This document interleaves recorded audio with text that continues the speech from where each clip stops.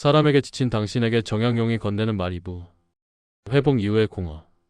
조금 나아진 것 같습니다. 어제보다는 덜 힘들고 그저께보다는 덜 무겁습니다. 자책하는 횟수가 줄었고 숨 쉬는 게 조금 편해졌습니다. 쉬었습니다. 조금 멈췄습니다. 그렇게 시간이 지나갔습니다. 하지만 뭔가 이상합니다.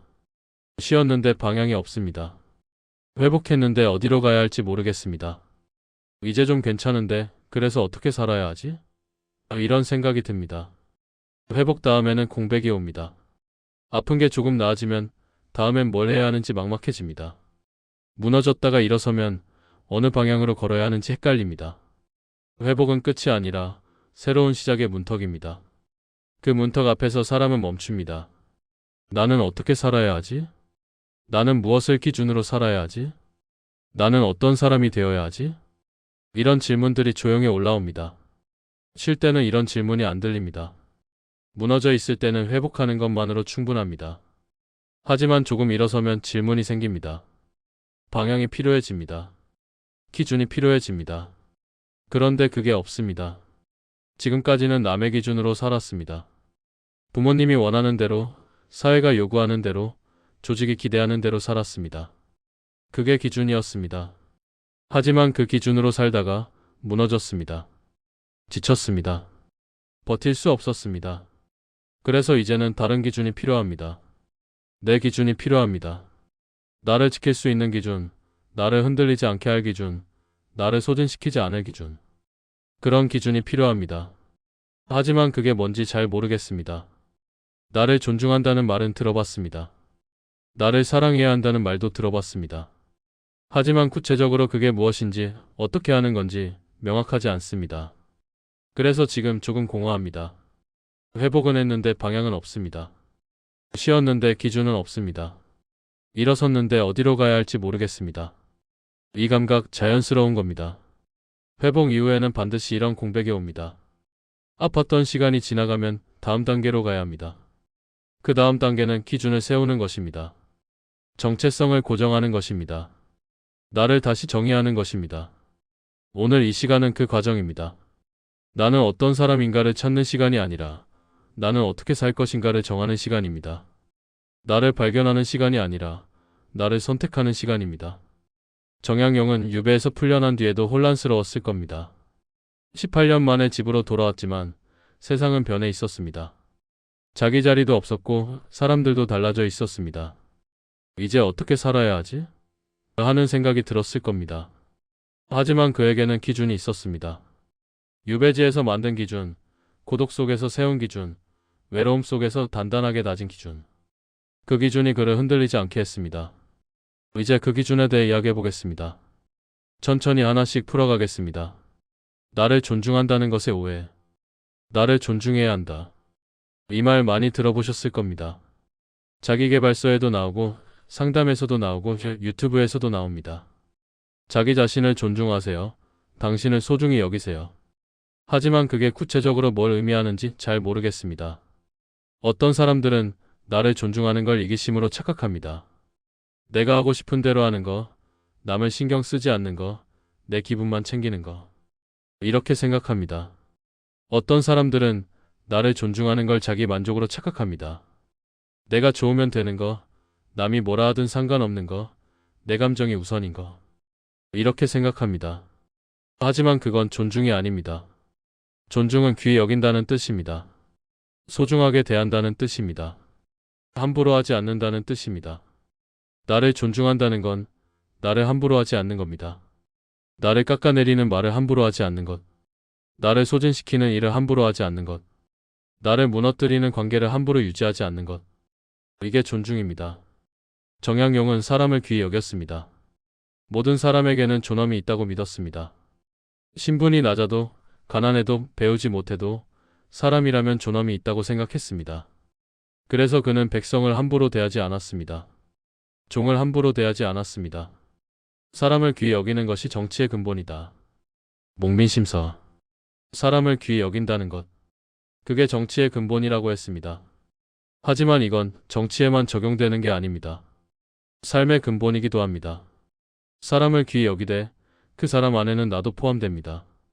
남만 귀히 여기고 나를 함부로 해서는 안 됩니다. 남은 소중하게 대하면서 나는 거칠게 대해서는 안 됩니다.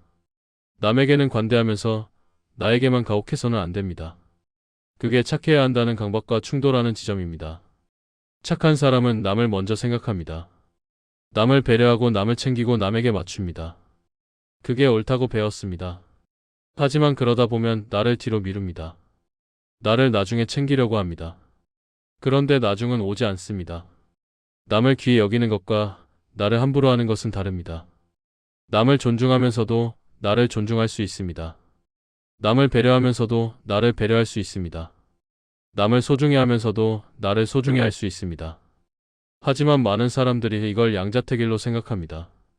남을 챙기거나 나를 챙기거나, 남을 배려하거나 나를 배려하거나, 둘 중 하나만 선택할 수 있다고 생각합니다. 그래서 착한 사람은 남을 선택합니다. 나는 나중에 챙기면 된다고 생각합니다.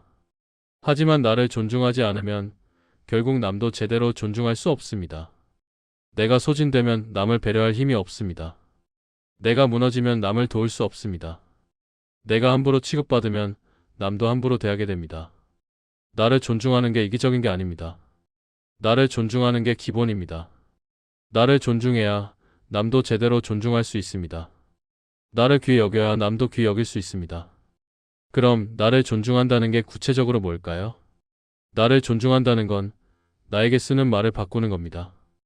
난 안 돼가 아니라 이번엔 안 됐네라고 말하는 겁니다. 나를 존중한다는 건 나를 소진시키는 관계를 정리하는 겁니다. 나를 무너뜨리는 사람과 거리를 두는 겁니다. 나를 존중한다는 건 나의 한계를 인정하는 겁니다. 나는 이 이상은 못해. 나는 이건 할 수 없어. 나는 이건 받아들일 수 없어. 이렇게 말하는 겁니다. 무한정 참지 않는 겁니다. 무한정 양보하지 않는 겁니다. 나를 존중한다는 건 나의 감정을 무시하지 않는 겁니다. 지금 나 힘들어. 지금 나 화났어. 지금 나 서운해. 이렇게 인정하는 겁니다. 감정을 밀어내지 않는 겁니다. 감정을 무시하지 않는 겁니다. 정약용은 자기를 함부로 대하지 않았습니다. 유배지에서 고독하고 외로웠지만 자기를 비하하지 않았습니다. 사람들이 알아주지 않아도 자기를 깎아내리지 않았습니다. 자기를 귀히 여겼습니다. 자기를 존중했습니다. 그게 그를 지켜낸 힘이었습니다. 나를 존중하는 게 나르시즘이 아닙니다. 나를 존중하는 게 자기애가 아닙니다. 나를 존중하는 게 자기 보호입니다. 자기를 지키는 겁니다. 자기를 함부로 소모하지 않는 겁니다. 그게 기준의 시작입니다. 나를 어떻게 대할 것인가. 그게 모든 기준의 시작입니다. 약함에 대한 오해체. 나는 약하다. 이렇게 생각하는 사람들이 있습니다. 조금만 힘들어도 무너지고, 조금만 상처받아도 오래가고, 조금만 혼자 있어도 외로워지니까 나는 약한 사람이야 라고 규정합니다. 하지만 그건 약함이 아닙니다. 참고 있는 겁니다. 버티고 있는 겁니다. 침묵하고 있는 겁니다. 그게 약해 보일 뿐입니다. 진짜 약한 사람은 쉽게 터뜨립니다. 조금만 힘들어도 소리를 지르고, 조금만 화나도 폭발하고, 조금만 불편해도 상대를 공격합니다. 그게 진짜 약함입니다. 감정을 조절하지 못하는 게 약함입니다. 하지만 참는 사람은 다릅니다. 힘들어도 삼키고 화나도 참고 불편해도 견딥니다. 그게 약해 보이지만 사실은 강한 겁니다. 감정을 조절하는 겁니다. 감정을 다스리는 겁니다. 정약용은 18년을 유배지에서 보냈습니다. 그 세월이 얼마나 힘들었을까요? 억울했을 겁니다. 분했을 겁니다. 소리 지르고 싶었을 겁니다. 하지만 그는 그러지 않았습니다. 조용히 견뎠습니다. 그게 약해서였을까요? 아닙니다. 그게 그의 방식이었습니다. 소리 지르는 대신 글을 썼습니다. 폭발하는 대신 책을 만들었습니다. 무너지는 대신 자기를 단련했습니다. 조용한 강함이 있습니다. 크게 떠들지 않아도 강한 사람이 있습니다.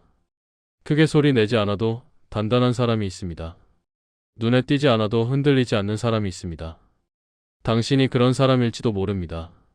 조용히 혼자서 버텨온 사람. 크게 호소하지 않고 크게 드러내지 않고 그냥 자기 자리에서 견뎌온 사람.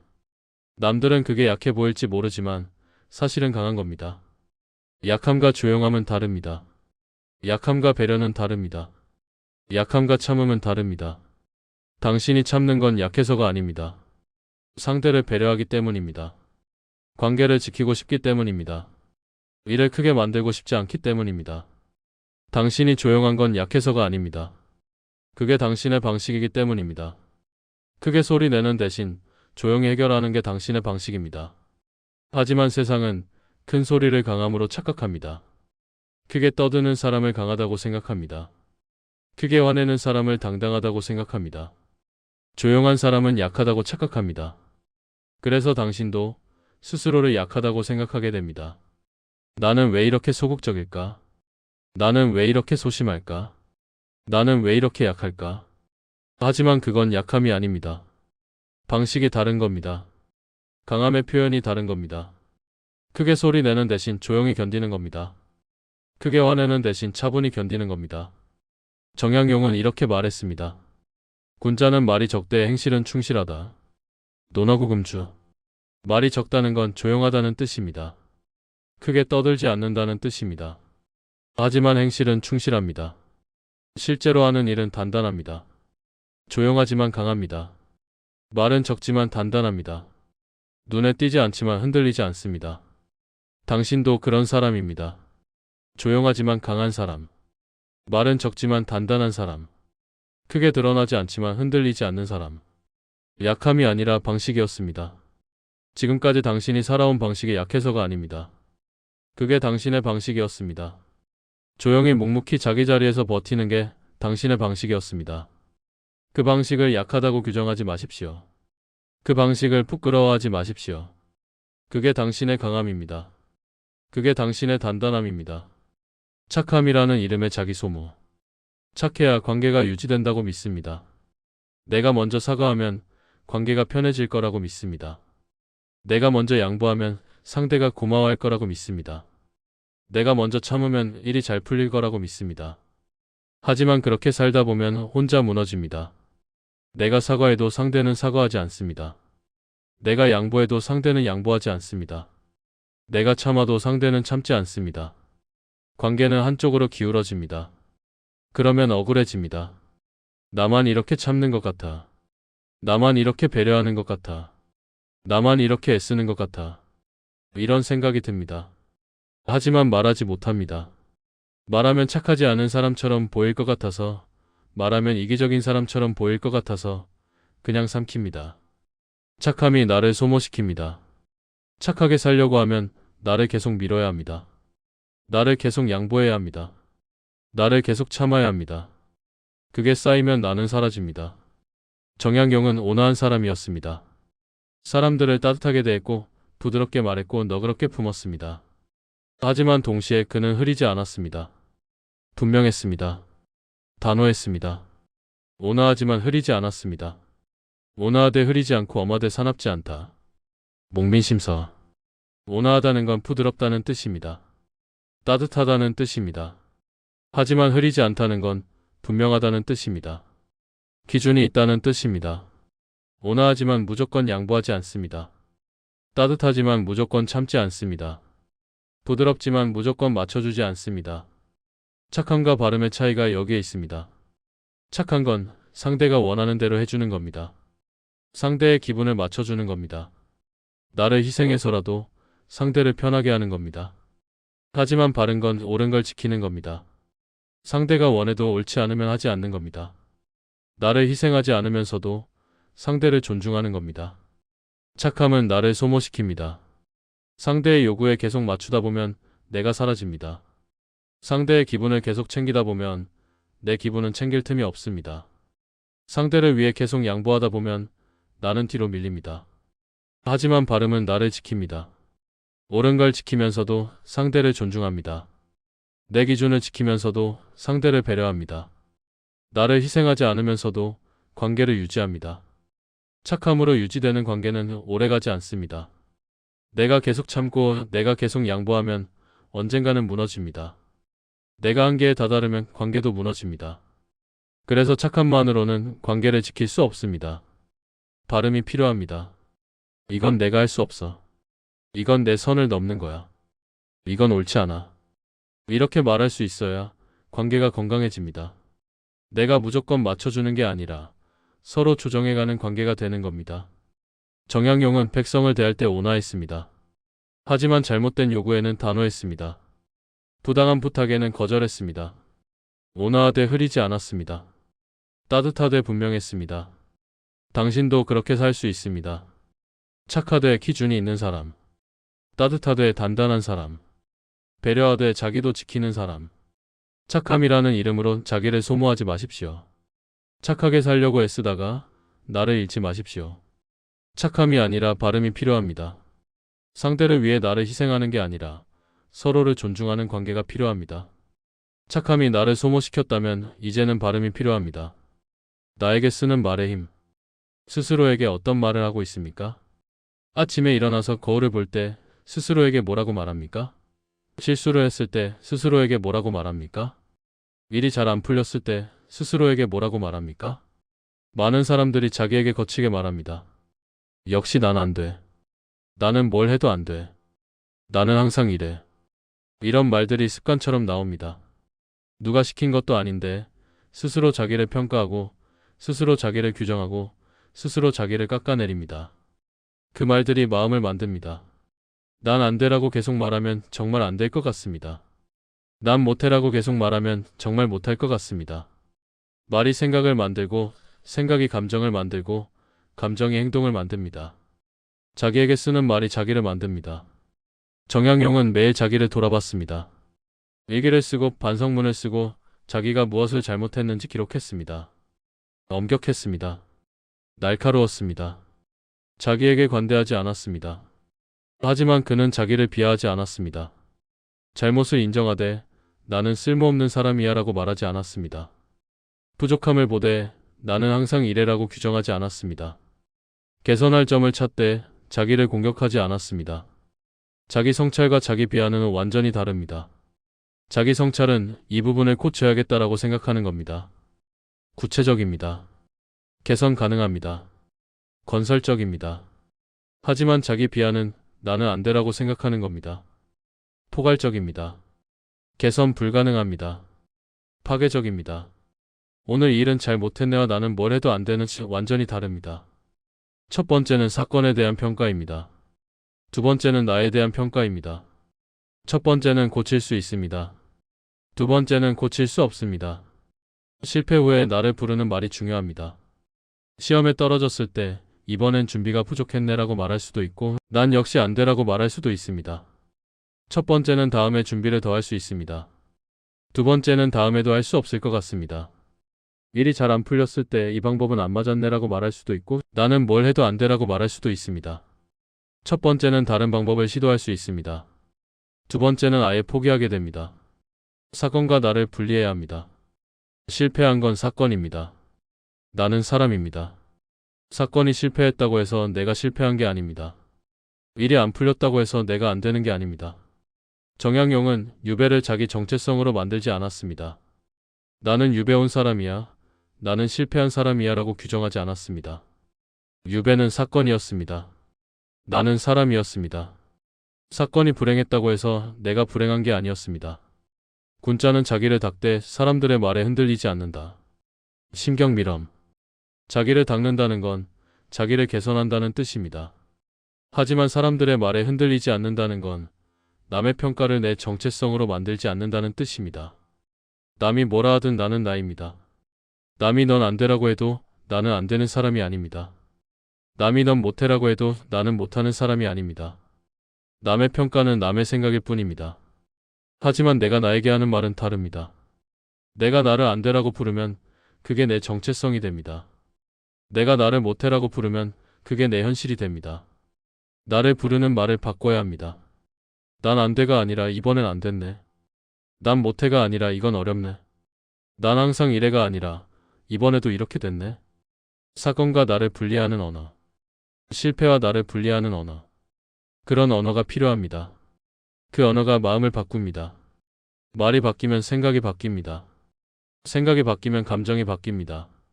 감정이 바뀌면 행동이 바뀝니다. 나를 부르는 말을 바꾸는 것. 그게 기준을 세우는 첫걸음입니다. 실패와 나를 분리하는 순간. 실패를 곧 나 자신으로 해석해왔습니다. 시험에 떨어지면 나는 머리가 나쁜 사람이야 라고 생각했습니다.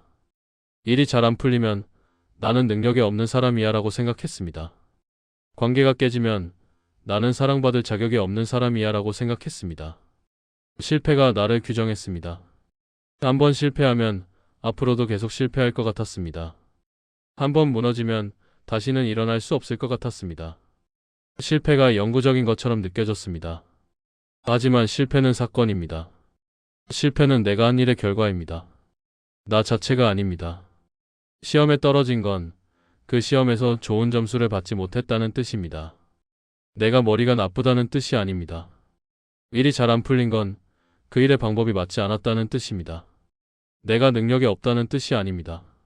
관계가 깨진 건 그 관계가 맞지 않았다는 뜻입니다. 내가 사랑받을 자격이 없다는 뜻이 아닙니다. 정약용은 몰락했습니다. 권력을 잃었고 지위를 잃었고 명예를 잃었습니다. 18년 동안 유배지에 갇혔습니다. 세상이 보기에는 완전히 실패한 사람이었습니다. 하지만 그는 그 실패를 자기 정체성으로 만들지 않았습니다. 나는 실패한 사람이야 라고 규정하지 않았습니다. 유배는 사건이었습니다. 나는 사람이었습니다.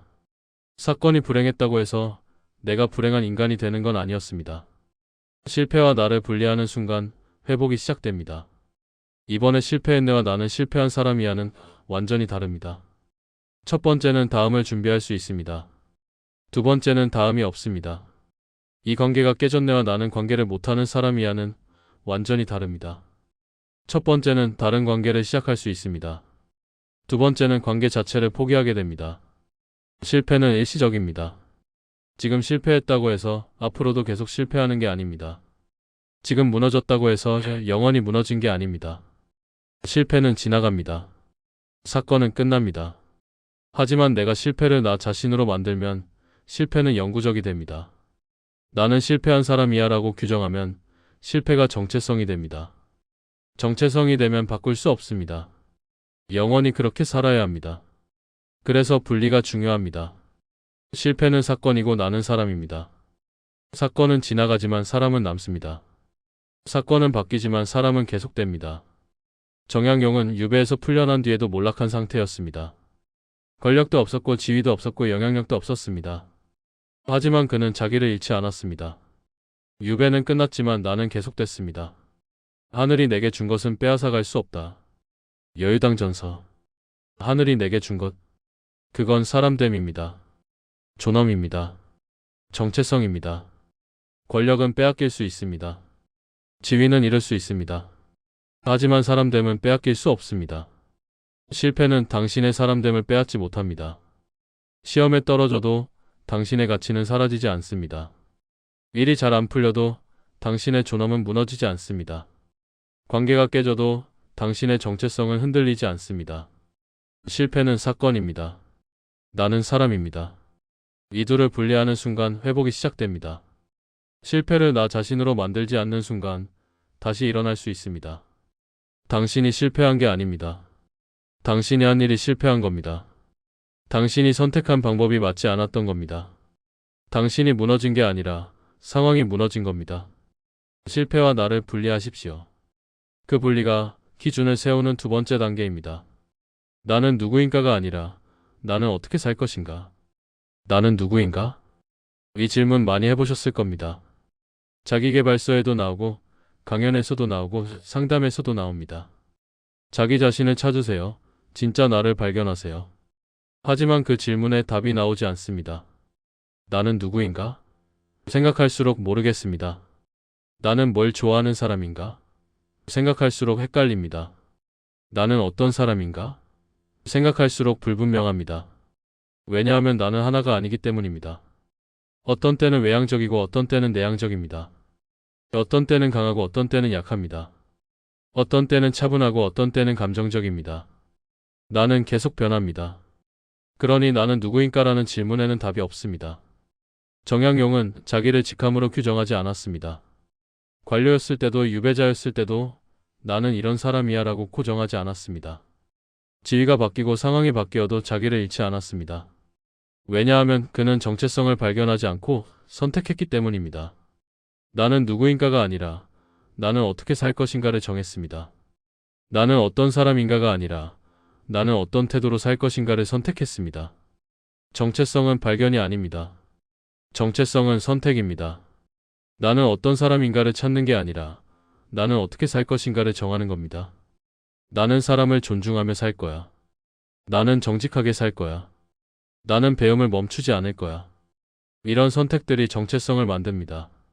정약용은 이렇게 말했습니다. 사람이 학문을 하는 이유는 사람다움을 이루기 위함이다. 논어구 금주. 사람다움을 이룬다는 건 사람답게 산다는 뜻입니다. 어떤 사람이 되는 게 아니라 어떻게 사는 게 사람다운가를 정하는 겁니다. 나는 누구인가를 찾지 마십시오. 나는 어떻게 살 것인가를 정하십시오. 나는 어떤 태도로 살 것인가를 선택하십시오. 나는 어떤 기준으로 살 것인가를 결정하십시오.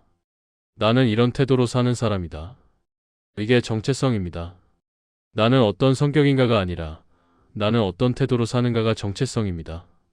나는 힘들어도 포기하지 않는 태도로 사는 사람이다. 나는 관계를 소중히 여기는 태도로 사는 사람이다. 나는 정직하게 사는 태도를 지키는 사람이다.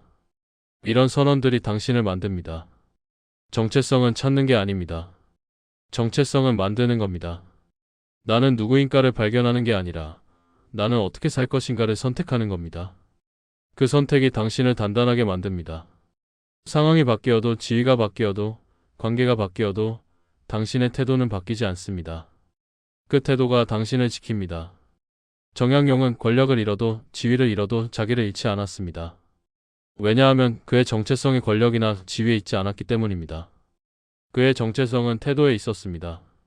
나는 사람을 존중하며 살 거야. 나는 배움을 멈추지 않을 거야. 이런 태도가 그를 지켰습니다. 나는 누구인가가 아니라 나는 어떻게 살 것인가. 이 질문으로 바꾸는 순간 정체성이 단단해집니다.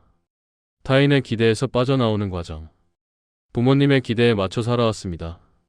좋은 대학에 가야 하고 좋은 직장에 들어가야 하고 안정적인 삶을 살아야 한다고 들었습니다. 그게 옳다고 믿었습니다. 그렇게 살면 인정받을 거라고 생각했습니다. 사회의 기대에 맞춰 살아왔습니다. 결혼해야 하고 집을 사야 하고 성공해야 한다고 들었습니다. 그게 정상이라고 배웠습니다. 그렇게 살지 않으면 뒤처지는 거라고 생각했습니다. 조직의 기대에 맞춰 살아왔습니다. 야근을 해야 하고 희생해야 하고 헌신해야 한다고 들었습니다. 그게 성실함이라고 배웠습니다. 그렇게 해야 인정받는다고 생각했습니다. 하지만 그렇게 살다가 무너졌습니다. 남의 기대에 맞춰 살다 보니 나는 사라졌습니다. 남을 실망시키지 않기 위해 살다 보니 나를 실망시켰습니다. 남의 인정을 받기 위해 살다 보니 나를 잃었습니다.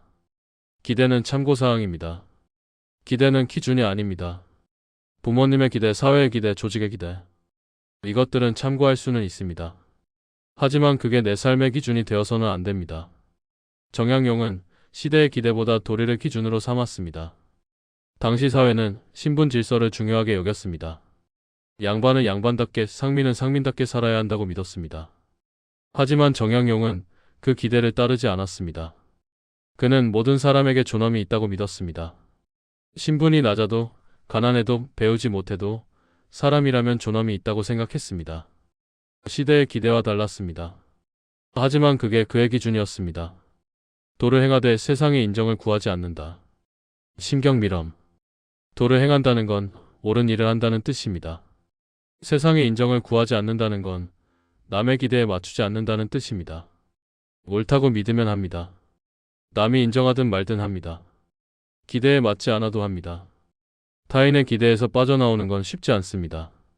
부모님을 실망시킬까봐 두렵습니다. 사회에서 뒤처질까봐 불안합니다. 조직에서 밀려날까봐 걱정됩니다. 하지만 남의 기대에 맞춰 살면 나는 사라집니다. 부모님의 기대대로 살면 부모님은 만족할지 모르지만 나는 불행합니다.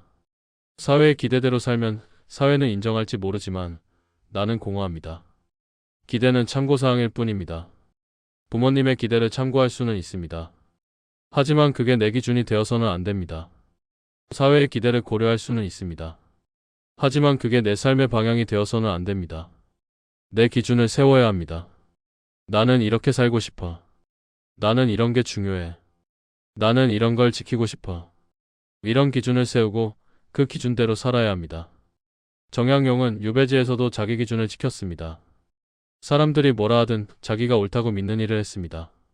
세상이 인정하지 않아도 자기 길을 갔습니다. 기대에 맞추지 않았습니다. 기준을 지켰습니다. 타인의 기대에서 빠져나온다는 건 이기적으로 사는 게 아닙니다. 타인의 기대에서 빠져나온다는 건 내 삶의 주인이 되는 겁니다. 남이 정한 기준이 아니라 내가 정한 기준으로 사는 겁니다. 기대는 참고사항입니다. 기준은 내가 정합니다. 비교로 만들어진 나의 체. 남과 비교하며 자신을 평가해 왔습니다. 누구는 좋은 대학을 갔는데 나는 못 갔습니다. 누구는 좋은 직장에 다니는데 나는 그렇지 못합니다. 누구는 결혼했는데 나는 하지 못했습니다. 그렇게 비교하면서 자신을 평가했습니다. 나는 뒤처졌어. 나는 못났어. 나는 실패한 거야. 비교가 나를 만들었습니다. SNS를 보면 더 심해집니다. 남들은 다 행복해 보이고 남들은 다 잘 사는 것 같습니다. 여행을 가고 맛있는 걸 먹고 좋은 사람들과 시간을 보냅니다. 나만 뒤처진 것 같습니다. 하지만 그건 비교의 함정입니다. 남들은 좋은 모습만 보여줍니다. 힘든 순간은 보여주지 않습니다. 무너진 날은 올리지 않습니다. 그래서 남들은 다 잘 사는 것처럼 보입니다. 비교는 끝이 없습니다. 누군가보다 잘하면 또 다른 누군가가 나타납니다. 이번에 성공하면 다음엔 더 큰 성공의 기준이 됩니다. 비교로는 만족할 수 없습니다. 정약용은 비교하지 않았습니다. 그는 사람됨을 중심으로 봤습니다. 권력이 있든 없든, 돈이 많든 적든, 지위가 높든 낮든 사람은 사람이라고 생각했습니다. 그래서 그는 신분으로 사람을 평가하지 않았습니다. 양반이라고 높게 보지 않았고 상민이라고 낮게 보지 않았습니다. 사람됨으로 봤습니다. 태도로 봤습니다. 행실로 봤습니다. 사람의 귀함은 덕에 있지 지위에 있지 않다. 목민심서. 사람의 귀함은 덕에 있습니다. 지위에 있지 않습니다. 돈에 있지 않습니다. 권력에 있지 않습니다. 비교는 도구일 뿐입니다. 비교는 정체성의 기준이 아닙니다. 누구보다 잘한다고 해서 내가 좋은 사람이 되는 게 아닙니다. 누구보다 못한다고 해서 내가 나쁜 사람이 되는 게 아닙니다. 비교는 참고할 수는 있습니다. 저 사람은 저렇게 하네, 나는 이렇게 해볼까. 이 정도로 참고할 수는 있습니다. 하지만 비교로 나를 평가해서는 안 됩니다. 저 사람보다 내가 못났어. 저 사람보다 내가 뒤처졌어. 이렇게 생각하는 순간 비교는 독이 됩니다.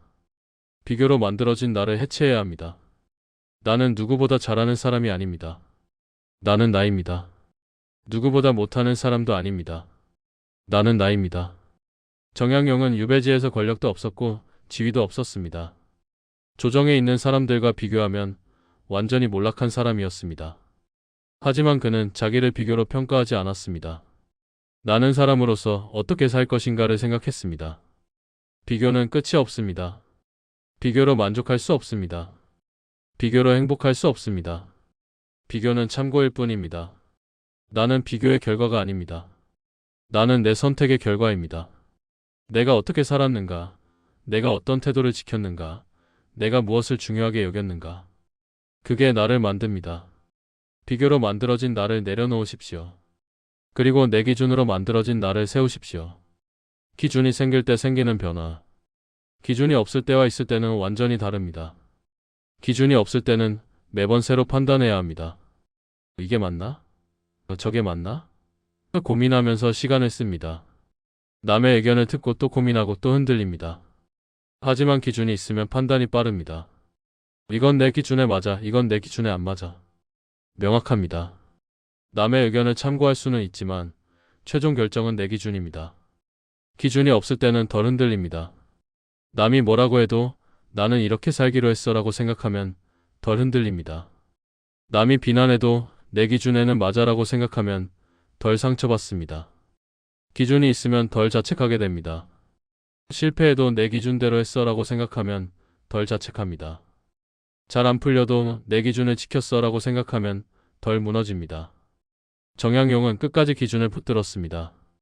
그의 기준은 사람됨이었습니다.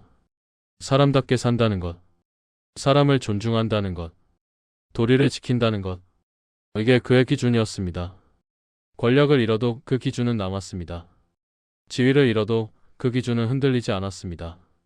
유배를 가도 그 기준은 지켜졌습니다. 사람의 도리를 다하면 하늘에 부끄럽지 않다. 논어구금주. 사람의 도리를 다한다는 것. 그게 기준입니다. 그 기준대로 살면 하늘에 부끄럽지 않습니다. 남이 뭐라 하든 부끄럽지 않습니다. 기준은 성격이 아닙니다. 기준은 선택입니다. 나는 이렇게 살기로 했어라고 선택하는 겁니다. 타고난 게 아니라 정하는 겁니다. 어떤 사람은 나는 원래 이래라고 말합니다. 나는 원래 의지가 약해. 나는 원래 포기를 잘해. 원래 그런 사람은 없습니다. 지금까지 그렇게 살았을 뿐입니다. 앞으로도 그렇게 살아야 하는 건 아닙니다. 기준을 정하면 바뀝니다. 나는 포기하지 않기로 했어. 나는 정직하게 살기로 했어. 나는 사람을 존중하며 살기로 했어. 이렇게 선택하면 삶이 바뀝니다. 기준이 생기면 삶의 방향이 생깁니다. 어디로 가야 할지 모르던 사람이 방향을 잡습니다. 흔들리던 사람이 중심을 잡습니다. 무너지던 사람이 일어섭니다. 정약용은 유배에서 풀려난 뒤에도 어려웠습니다. 권력도 없었고 지위도 없었고 영향력도 없었습니다. 하지만 그는 흔들리지 않았습니다. 기준이 있었기 때문입니다. 나는 사람됨을 지키며 살 거야. 이 기준이 그를 지켰습니다. 당신에게도 기준이 필요합니다. 하나면 됩니다. 완벽한 기준이 아니어도 됩니다. 작은 기준 하나면 됩니다. 나는 거짓말하지 않기로 했어. 나는 나를 함부로 대하지 않기로 했어. 나는 관계를 소중히 여기기로 했어. 이런 작은 기준 하나가 당신을 지킵니다. 기준이 생기면 덜 흔들립니다. 덜 무너집니다. 덜 자책합니다. 기준이 당신을 단단하게 만듭니다. 이제 무엇을 기준으로 살 것인가? 완벽해질 필요 없습니다. 모든 걸 바꿀 필요도 없습니다. 갑자기 다른 사람이 될 필요도 없습니다. 그냥 하나만 정하면 됩니다. 나는 무엇을 기준으로 살 것인가? 하나만 정하십시오. 완벽한 기준이 아니어도 됩니다. 거창한 기준이 아니어도 됩니다. 작은 기준 하나면 됩니다. 나는 나를 함부로 대하지 않기로 했어. 나는 거짓말하지 않기로 했어. 나는 관계를 소중히 여기기로 했어. 이런 작은 기준 하나가 당신을 지킵니다. 기준이 있으면 흔들려도 돌아올 곳이 생깁니다. 실패해도 내 기준대로 했어라고 생각할 수 있습니다. 무너져도 내 기준은 지켰어라고 생각할 수 있습니다. 그 기준이 당신을 붙잡습니다.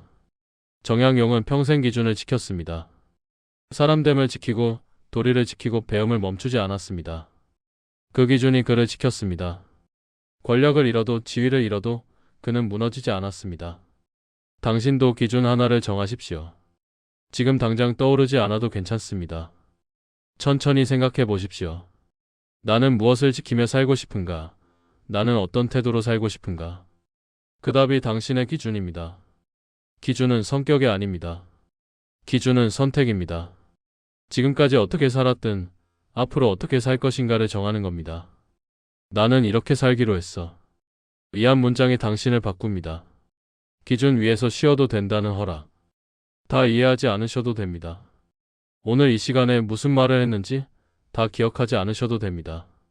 정약용이 뭐라고 했는지 정확히 알지 못하셔도 괜찮습니다. 다만 하나만 기억하십시오. 나는 무엇을 기준으로 살 것인가? 이 질문만 남아있다면 오늘은 의미가 있습니다. 기준이 생기면 흔들려도 괜찮습니다. 흔들리지 않는 사람은 없습니다. 누구나 흔들립니다. 하지만 기준이 있으면 흔들려도 다시 돌아올 수 있습니다. 무너져도 다시 일어설 수 있습니다. 기준이 당신을 지킵니다. 정약용은 이렇게 살았습니다. 기준을 세우고 그 기준을 지키며 평생을 살았습니다. 흔들렸지만 무너지지 않았습니다. 기준이 그를 지켰습니다. 당신도 지금 기준을 세우고 있습니다. 나를 함부로 대하지 않기로 했다면 그게 기준입니다. 거짓말하지 않기로 했다면 그게 기준입니다. 관계를 소중히 여기기로 했다면 그게 기준입니다. 하나면 됩니다. 그 하나가 당신을 지킬 겁니다. 이제 기준 위에서 조금 쉬셔도 됩니다. 기준을 세웠으니 이제는 그 기준을 믿고 조금 쉬셔도 됩니다. 완벽하게 지키지 못해도 괜찮습니다. 가끔 흔들려도 괜찮습니다. 기준이 있으면 다시 돌아올 수 있습니다.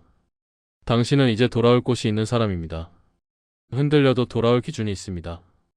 무너져도 다시 설 기준이 있습니다. 그 기준 위에서 조금 쉬십시오. 오늘도 수고하셨습니다.